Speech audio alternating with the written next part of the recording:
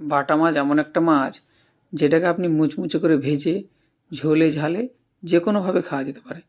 তাই আজকে সেই বাটা মাছেরই ঝাল বানাবো। দেখুন কত সহজে এবং কত তাড়াতাড়ি বাটা মাছের ঝাল করে ফেলা যায় এবং খেতেও অপূর্ব সুন্দর লাগে। তার জন্য যেটা করতে হবে, প্রথমে আমরা বাটা মাছগুলোকে ভালো করে ধুয়ে নেব। ধুয়ে নেওয়ার পরে এর মধ্যে একটু নুন এবং পরিমাণ মতো হলুদ গুঁড়ো দিয়ে ভালো করে মেখে রেখে দেবো। এই 15-20 মিনিটের জন্য ম্যারিনেট করতে রেখে দেবো। 15-20 মিনিট যখন ম্যারিনেট হচ্ছে তখন আমরা একটা মশলা তৈরি করে নেব।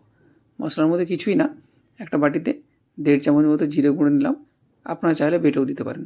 তার সঙ্গে 1 চামচ ধনে গুঁড়ো, একটু হলুদ গুঁড়ো এবং পরিমাণ মতো কাশ্মীরি লঙ্কার গুঁড়ো, একটু চিনি দিয়ে এটাকে আমি জল দিয়ে মেখে রেখে দিলাম। এটাও কিছুক্ষণ ভিজে যাক।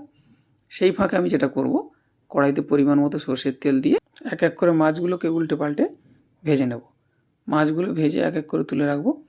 তারপর যেটা করতে হবে সেটা হচ্ছে একদম খুব সাধারণভাবে কতগুলো মশলা দিয়ে আমরা রান্নাটা করছি। দেখুন, পরিমাণ মতো তেলের মধ্যে রেখে কালো জিরে এবং কাঁচা লঙ্কা একটা ফোড়নের মধ্যে দিলাম।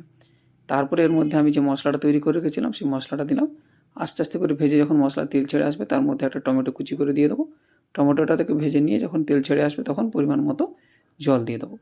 জল দিয়ে ঝোল ফুটে গেলেই এর মধ্যে মাছগুলো দিয়ে কাঁচা লঙ্কা ধনেপাতা কুচি ছড়িয়ে আমরা এটাকে ভালো করে ধীরে ধীরে ফুটিয়ে যখন ঝোল পরিমাণ মতো জায়গায় এসে যাবে তখন নামিয়ে নেবেন।